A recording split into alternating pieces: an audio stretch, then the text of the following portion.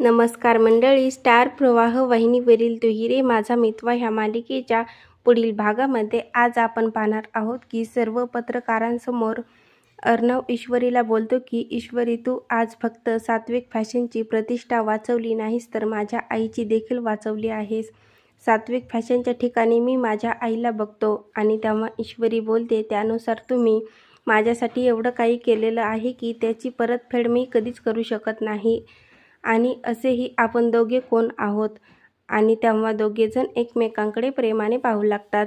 तर लावण्याला मात्र अतिशय राग आलेला असतो. त्यानंतर आपण पाहतो सर्वजण हे रात्रीच्या वेळी शेकोटीजवळ बसलेले असतात आणि आकाश सर्वांना बोलतो की आपण सर्वजण एकत्र आहोत तर आपण एक गेम खेळायचा का.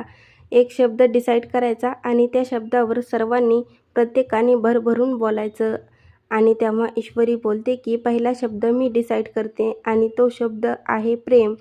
आणि या प्रेमावर मी सर्वात अगोदर अर्णव सरांना बोलायला सांगल. आणि तेव्हा अर्णव देखील प्रेम या विषयावर बोलायला तयार होतो. आणि तेव्हा ईश्वरी आणि अर्णव दोघेही एकमेकांकडे प्रेमाने पाहू लागतात. आता पुढील येणाऱ्या भागामध्ये अर्णव हा ईश्वरीला प्रेमाबद्दल काय सांगणार हे पाहणं खूपच मजेदार ठरणार आहे. दुहिरे माझा मितवा ह्या मालिकेचे नवनवीन अपडेट पाहण्यासाठी माझ्या चॅनलला लाईक करा, शेअर करा आणि सबस्क्राईब करायला विसरू नका.